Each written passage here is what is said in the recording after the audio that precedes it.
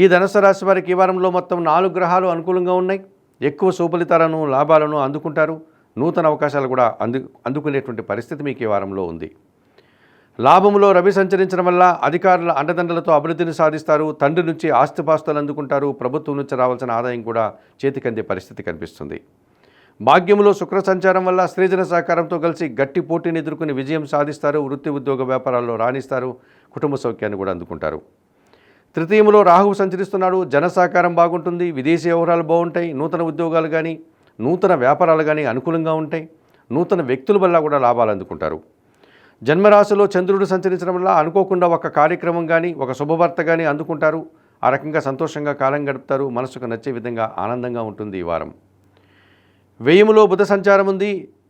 కొన్ని సందర్భాల్లో అనవసరమైనటువంటి విషయాల్లో తలదూర్చడం వల్ల ఆర్థిక సమస్యలు అవమానాలు ఎదుర్కోవాల్సి ఉంటుంది.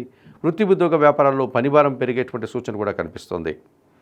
ఈ రాశి వారికి వారంలో ఆది సోమ శుక్రవారాలు అనుకూలంగా ఉన్నాయి. దానాలు ఇచ్చేటువంటి క్రమంలో ఆకుకూరలు కానీ కాయగూరలు కానీ పేదవారికి బుధవారం రోజు దానం చేయండి.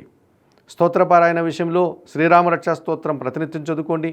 ఆలయ సందర్శన కార్యక్రమంలో భాగంగా ఈ ధనుస్సు రాశి వారు సీతారామచంద్రమూర్తి ఆలయానికి వెళ్ళి తులసి ఆకుల మాలను సమర్పించి అర్చనాది కార్యక్రమాలను నిర్వర్తించుకోవడం వల్ల మరింతగా మంచి ఫలితాలను పొందగలుగుతారు.